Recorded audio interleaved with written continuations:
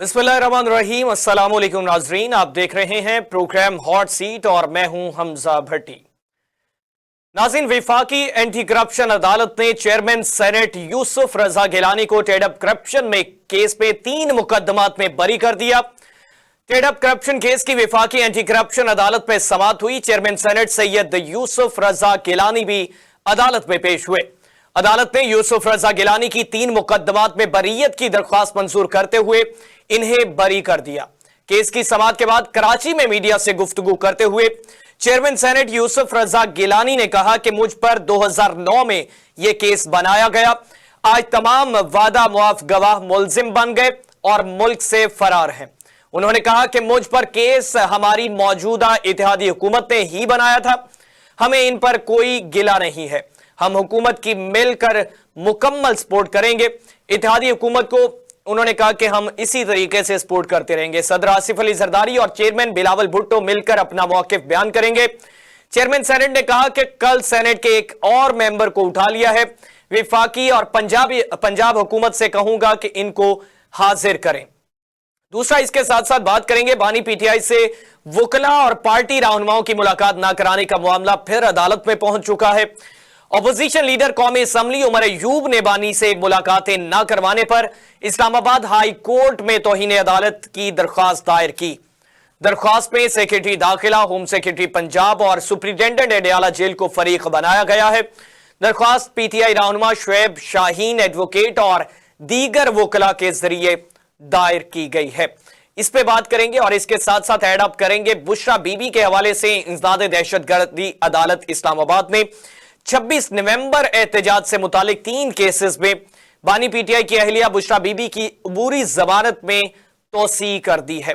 और इसके साथ साथ बात करेंगे Pakistan Muslim League Nawaz, Pakistan Peoples Party और दीगर इत्तेहादी जमातों की 1 साला कारकर्दगी के हवाले से, मौजूदा हुकूमत के मौजूदा सेटअप की 1 साला कारकर्दगी के हवाले से और पाकिस्तान के अवाम को कितना डिलीवर कर पाई है मौजूदा हुकूमत और अपने साइड से जो है अपने एंड से KP government, Punjab government, Sindh government, विफाक गवर्नमेंट, बलूचिस्तान गवर्नमेंट दावे करते हुए तो नजर आ रही है कि हमने अवाम को डिलीवर किया है, हमने पाकिस्तान की मईशत को मुस्तहकम किया है। पाकिस्तान डिफॉल्ट हो रहा था, उसको हमने मुस्तहकम कर लिया, उसको बचा लिया। उन्होंने कहा कि हम रियासत जो है उसको दाव पे लगा के, सियासत दाव पे लगा के रियासत को बचा चुके। तो इन तमाम तर चीजों पे बात करेंगे। हमें ज्वाइन किया है तजियाकार है आयशा नुमान साहबा। आयशा साहबा, बहुत शुक्रिया, आपने कीमती वक्त दिया। और हमें ज्वाइन किया है शाहिद इकबाल भट्टी साहब ने, तजियाकार हैं। बड़ी साहब, बहुत शुक्रिया, आपने कीमती वक्त दिया। आयशा साहबा, आपसे आगाज करना चाहूंगा।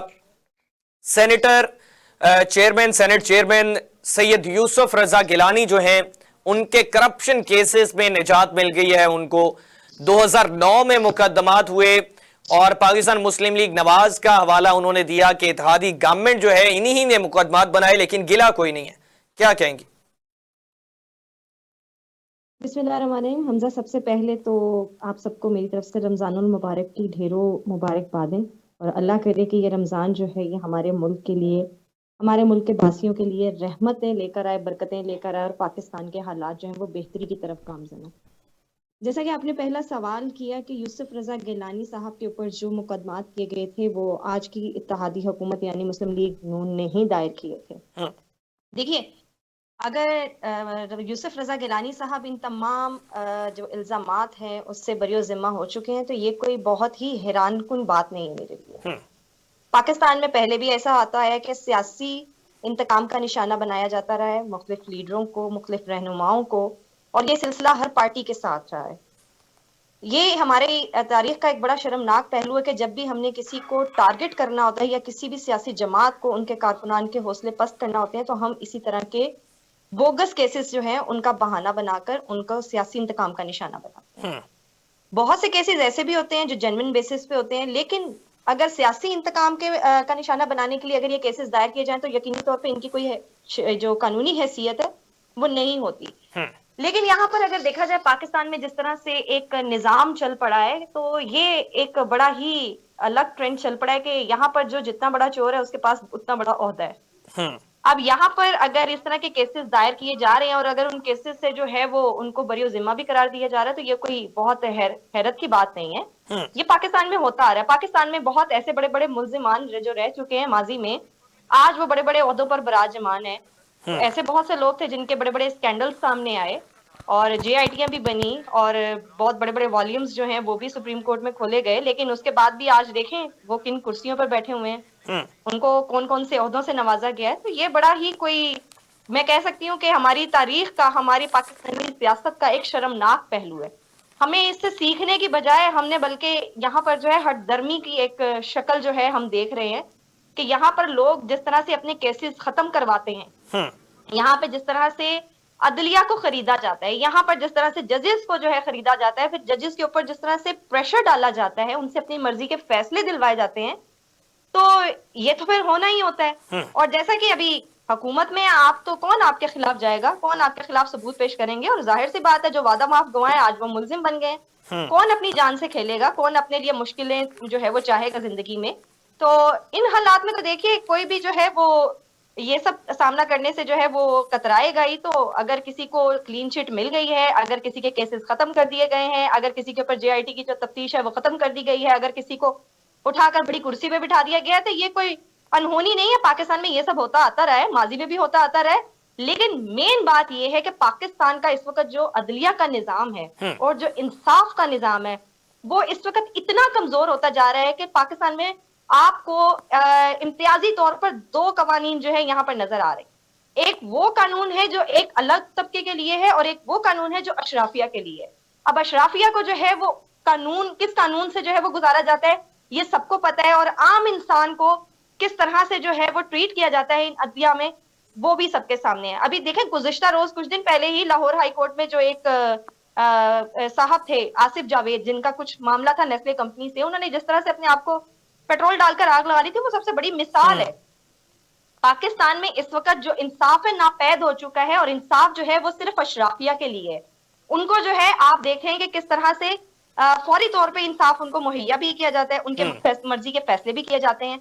अब चूंकि यूसुफ रजा गिलानी साहब जो हैं वो चेयरमैन सेनेट भी हैं, तो कौन चाहेगा कि उनको दोबारा से जो है इन्हीं केसेस में जो है शामिल तफ्तीश किया जाए। तो जाहिर बात है ये क्लीन चिट मिलना मेरे लिए तो कोई इतनी हैरत की बात नहीं है। ऑलराइट, बड़ी साहब आप किस तरह से देखते हैं? यूसुफ रजा गिलानी साहब खुश हो गए, गिला भी कोई नहीं कर रहे। 2009 में मुकदमात का इंदराज हुआ, पाकिस्तान मुस्लिम लीग नून आज इत्तेहादी गवर्नमेंट है, उन्होंने कहा कोई शिकवा गिला नहीं है, लेकिन जो गवाहान थे वो मुलजिम बन चुके हैं, वो मुल्क से फरार हैं। क्या कहेंगे? मोहतरमा ने बड़ी अच्छी एक्सप्लेनेशन कर दी, लेकिन वो उन्होंने एक विंडो ओपन की है कि ये जो पॉलिटिशियंस हैं इन पे पॉलिटिकल और जो केसेस होते हैं उनका एंड अप यही होता है कि वो जब वो इक्तदार में किसी ओहदे पे बैठ जाते हैं तो उनके 10-15 साल पुराने केसेस जो हैं वो अपनी मौत खुद मर जाते हैं। चाहे वो शहबाज शरीफ के आज से महीना 1.5 महीना पहले वो केसेस खत्म हुए, वज़ीर आज़म है, हमजा के खत्म हुए वो हैं, या शायद हकान अब्बासी के खत्म होना शुरू हुए हैं, या नवाज शरीफ साहब के लंदन में भी। अच्छा, ये बड़ी लंबी चौड़ी बहस है। ये पाकिस्तान में अमीर और गरीब की बातें बड़ी अजीब सी लगती हैं। एक तो है कानून, एक है ला कानूनियत। यानी हमारी हर पार्टी आज टेलीविजन पे किसी भी प्रोग्राम में बैठ के प्रेस कॉन्फ्रेंस करते हुए, चाहे वो इक्तदार में है चाहे वो इख्तलाफ में है, चाहे वो पहले रही 2009 की जो बात कर रहे हैं, 2009 में तो खुद यूसुफ रजा गिलानी साहब प्राइम मिनिस्टर ऑफ पाकिस्तान थे। तो मैं तो कंफ्यूज हूँ इस डेट से कि उस वक्त तो पंजाब में शहबाज शरीफ साहब थे, फेडरल में तो वो 2008 में पीपल्स पार्टी की गवर्नमेंट कायम हो चुकी थी।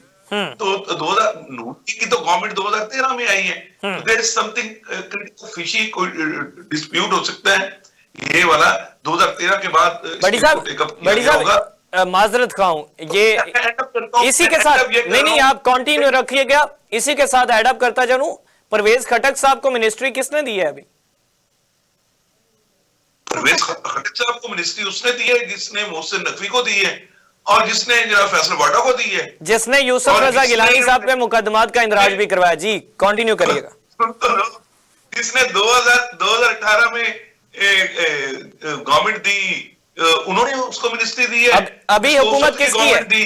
और जो आखिरी बात, जो 2024 में जिन्होंने गवर्नमेंट दी है, मिनिस्ट्री उन्होंने दी है। यार ये बातें ना देखो, अब पेका के ये ना हो कि पेका के जुमरे में आप आ जाओ। हम सच बात करते हैं कि पाकिस्तान में पॉलिटिशियन को मैं सबसे ज्यादा क्रिटिसाइज करता हूँ। 70-80% बड़ी साहब पेका के जिम्मे में आएंगे राना सनाउल्लाह साहब। राना साहब कहते हैं कि हमने मिनिस्ट्री नहीं दी परवेज खटक साहब को। जी तो यही तो यार मैंने ये तो आपको थोड़ा कहा कि हुकूमत पाकिस्तान ने मिनिस्ट्री दी है, ठीक है ना, वो मिनिस्ट्री। अच्छा मुझे ये बताएगा कि आसिफ अली जरदारी साहब को सदारत किसने दी है, जिसने शहबाज शरीफ को वजारत उज़्मा दी है? सर वो आपने यूसुफ रजा गिलानी साहब के मुकदमात की बात की, तो उस पे मैंने थोड़ी सी वजाहत की कि वो मुकदमात भी फिर इसी तरीके से। रजा गिलानी आपके चैनल पे भी आ चुके हैं और मेरे साथ भी उनके बड़े अच्छे ताल्लुकात हैं। यूसुफ रजा गिलानी साहब एक मॉडल है।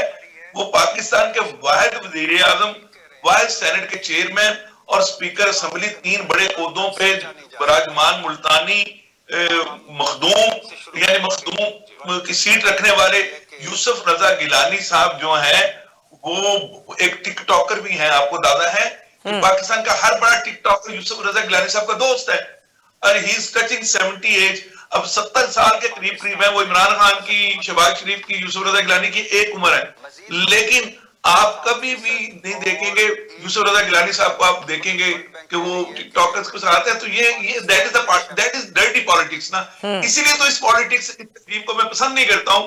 यहाँ पे अगर मुर्ग मुसल्लम, यहाँ पे अगर एक्सरसाइज मशीन, हर चीज, यहाँ जरदारी साहब की जुबान भी काटी जाती है, यहाँ नवाज शरीफ को जहाज में हथकड़ियां भी लगाई जाती हैं, और यहाँ पे इमरान खान को वो मर्सिडीज गाड़ी भी दी जाती है, उसको खाने भी खिलाए जाते हैं, और इमरान खान की पिटीशन को भी रात के 12 बजे नंबर लग जाता है। और इसी तरह हमारे वजीर आजम साहब का, वजीर आजम 3 वक्त के नवाज शरीफ साहब को लंदन से प्रोटोकॉल भी दिया जाता है। तो पाकिस्तान में मुकदमात की भरमार है, वकीलों की दिहाड़ियां लगी हुई हैं। इसका वो पॉलिटिक्स जो सर्विस टू द ह्यूमैनिटी, उसके साथ कोई ताल्लुक नहीं है। ये सिर्फ पाकिस्तान में नहीं है, ये पूरे सब कॉन्टिनेंट में है। ये आपको इंडिया में भी मिलेगा, ये आपको बांग्लादेश में भी मिलेगा, इवन ये श्रीलंका में मिलेगा। इस सब कॉन्टिनेंट की जो जमहूरियत लंगड़ी लूली बेफैज किस्म की जमहूरियत को हम चला रहे हैं और वो पूरी दुनिया में हम उसको दिखा रहे हैं, तो ये जमहूरियत नहीं है, ये सिलेक्शन करके पाकिस्तान को चलाने। और जो चला रहे हैं सिर्फ पाकिस्तान के साथ कोई सिंसियर है। जो लाए जा रहे हैं, मैं ये नहीं कह रहा उनमें से कोई गद्दार है, लेकिन जो लाए जा रहे हैं वो अपने अपने मुफादात के लिए आते हैं और अपना काम पूरा करते चले जाते हैं। कोई 5 साल में करता है, कोई 2 साल में करता है, कोई 3 साल में करता है। हर बंदा यहाँ पे हमजा मेरा एक सवाल है। हमजा मेरा एक सवाल है। जी जी आयशा साहब। हमजा मेरा एक सवाल है। भट्टी साहब, मैं आपसे इज्जत और तकरीम से मैं एक सवाल पूछना चाहूंगी। देखें, आपने अभी एक बात बोली कि ये सब अपने मुफादात की जंग लड़ रहे हैं, पाकिस्तान के साथ जो सिंसियर हैं वही लोग सिंसियर है शुरू से। तो मुझे आप ये बताइए कि तो फिर इनका सामने लाकर, इनको ओहदों से नवाज कर उनको क्या मिल रहा है? बल्कि वो तो अपना इमेज जो है वो डिसरप्ट कर रहे हैं। वो खुद क्यों आके फिर हुकूमत नहीं कर लेते? देखिए, ये वही वजीर दाखिला है ना, मोहसिन नकवी, जिसको जो कि कहा जाता था कि ये जरदारी साहब के जो है वो राइट हैंड है। ये वही शहबाज शरीफ है ना, जिनका कहा जाता था कि ये जनाब किसी काम के नहीं है। ये वही मरियम नवाज साहिबा ना, जो नारा लगाती थी ये जो दहशतगर्दी है इसके पीछे वर्दी है। ये वही नवाज शरीफ साहब है ना, जो जिनके पनामा के स्कैंडल्स निकले थे। ठीक है, इनका जितना तेजी से ट्रायल मुकम्मल हुआ, इनको जितनी जल्दी से इन्होंने इंसाफ फराहम किया, फिर जनाब इनको जिस तरह से इन्होंने हुकूमत लाकर दी, तो आप मुझे ये बताइए फिर इनको किस नफलों का सवाब मिल रहा है कि फिर क्यों इनको जो है वो ओहदों पर बिठा के रखे हुए, फिर खुद क्यों नहीं ये हुकूमत करना चाह रहे? देखिए, पाकिस्तान को दुनिया में रहने के लिए ना, ये मोहतरमा आप जो बात कर रही हैं वो आइडियोलॉजी की बात कर रही हैं। नहीं, मैं आइडियोलॉजी की बात नहीं कर रही। हम अभी देखिए, हम जो देख रहे हैं, आप आइडियल सिचुएशन की बात कर रही हैं। मुझे ये बताइएगा, 2000 हम अगर लगा लें, 2000 से लेके जब से नई सदी चली है तब से लेके आज तक कोई ऐसा पॉलिटिशियन, चाहे वो फैसल वाडा की शक्ल में हो, चाहे परवेज खटक की शक्ल में हो, चाहे चौधरी शुजात की शक्ल में हो, चाहे वो परवेज लाई की शक्ल में हो, जावेद हाशमी की शक्ल में हो, शेख रशीद की शक्ल में हो, नवाज शरीफ, मरियम, इमरान खान, उसकी बहनें, ये असद जो स्पीकर रहे हैं, या जो अमेरिका भागे डिप्टी स्पीकर, मुझे ये बताएं, इन्होंने सिवाय पाकिस्तान को फुद्दू बनाने के, पाकिस्तानी अवाम को और पाकिस्तानी कौम तो बना नहीं सके, पाकिस्तान अवाम को अवाम रहना देना चाहती है, क्योंकि अवाम जो है ना वो तब तक अवाम रहना चाहती है जब तक वो अच्छाई और बुराई का फैसला नहीं कर। हम तो सिर्फ नारों पे बिकने वाली अवाम है, हम कौम तो बने नहीं। कौम जब बनती है उसका एक एजेंडा होता है, वो फितना नहीं होता, वो एजेंडा होता है। अच्छा, फितना सिर्फ इमरान खान ने नहीं पैदा किया, फितना यहाँ पे मजहबी जो वादा ओढ़ लेते हैं उन्होंने भी किया, और जिनके बारे में आप नाम नहीं ले रही, बार बार आप कह रही है वो जो लाते हैं। पाकिस्तान में इस वक्त, पाकिस्तान में ये जो हाइब्रिड जमहूरियत चल रही है, ये भी वो उन्हीं की हिम्मत है, वो चला रहे हैं, वरना पाकिस्तान के 2 सूबे तो आग पे जल रहे हैं। मुझे ये बताएं, जो सूबा अलहदगी की तहरीक को कंट्रोल नहीं कर सका बलोचिस्तान, उसमें पीपल्स पार्टी की गवर्नमेंट है। और मुझे ये बताएं, वहां के गवर्नर का नाम नहीं किसी को पता। कराची का गवर्नर अफ्तारियां दे रहा है, वहां के गवर्नर अफ्तारियां। भट्टी साहब, यही तो मसला है, जिसका जो काम है वो काम नहीं किया ना, जिनका काम दिफा करना था। आप मेरी बात को सुनेंगी, फिर क्वेश्चन हम डिबेट नहीं कर रहे। मैंने आपकी बात तसल्ली से सुनी।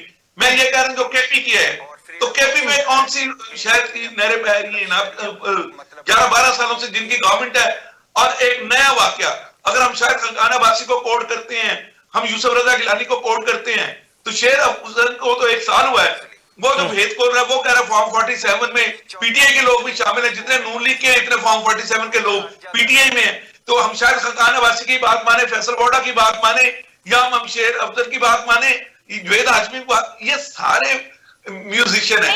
देखिए भट्टी साहब देखिए, जो सबसे बेहतरीन फोरम था ना, कि जहां पर इस चीज का जो है वो आप नतीजा अखज कर सकते थे कि किसका फॉर्म 47 है, किसका फॉर्म 45 है, वो थे हमारे हाई कोर्ट बार्स, वो थे हमारी हाई कोर्ट, वो थी हमारी सुप्रीम कोर्ट। जब वहां पर जब ज्यूरिसडिक्शन चल रही थी, वहां पर इस्लामाबाद के जो 3 हलके हैं, उनके जो फॉर्म 47 है वहां पर जमा नहीं करवाए गए, वहां पर मुसलसल जो है ताखीरी हरबे इस्तेमाल किए गए।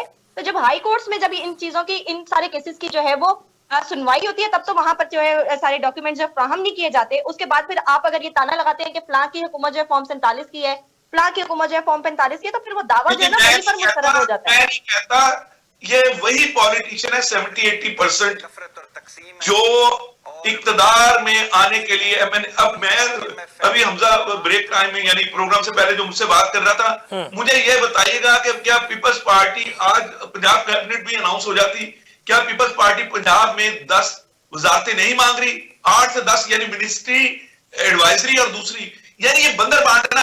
यही काम इमरान खान ने किया था पीटीआई में आके, यही काम इन्होंने किया। आज अगर परवेज खटक वजीर मशीर बन गया है, तो यही बातें हैं कि यूसुफ रजा गिलानी कह रहे हैं कि हम पहले एक दूसरे के मुखालिफ। यानी आप जो पॉलिटिशियन ये लफ्ज यूज करते हैं ना, हमारे दरवाजे खुले होते हैं। आज मौलाना फजल रहमान के पीछे वो हमारे नए जो पैदा हुए हैं जनरल सेक्रेटरी अपने सलमान अकरम राजा साहब, मेरी बड़ी अच्छी शनासाई है और मैं बहुत कुछ जानता हूँ, फाइनेंशियल एक्सपर्ट रहा हूँ उनका। लेकिन मैं यहाँ राज अफशा करने नहीं आया, लेकिन मैं आपको एक चीज बता दूं, सलमान अकरम राजा साहब हों या हमारे एहसन इकबाल साहब हों या हमारे कायरा साहब हों या यूसुफ रजा गिलानी हो, पॉलिटिशियन का काम आके पॉलिटिक्स प्ले करना, और politics is a dirty game, और ये झूठ का फलंदा है। पॉलिटिक्स में सच की तो कोई बेस ही नहीं है। तो कोई भी कहेगा, सब झूठ बोलते हैं, सब बटरिंग करते हैं, सब अपने केसेस खत्म करवाने और अपनी जायदादों को बढ़ाने या उनको प्रोटेक्ट करने आते हैं। मैं ये नहीं कहता कि वो करप्शन करके बढ़ाते हैं, लेकिन एटलीस्ट जो बना चुके हैं उनकी प्रोटेक्शन के ऊपर बैठ जाते हैं। पॉलिटिकल जो सिस्टम पाकिस्तान में चल रहा है, इसका कोई कंपैरिजन नहीं है फॉर ईस्ट के साथ, यूरोप के साथ या अमेरिका कनाडा के साथ। वहां की पॉलिटिक्स, जमहूरियत कौन, मैं तो जमहूरियत को मानता ही नहीं। पाकिस्तान में जो जमहूरियत है, इसकी ये जमहूरियत थोड़ी ये सिलेक्शन है, हर दौर में हुई है।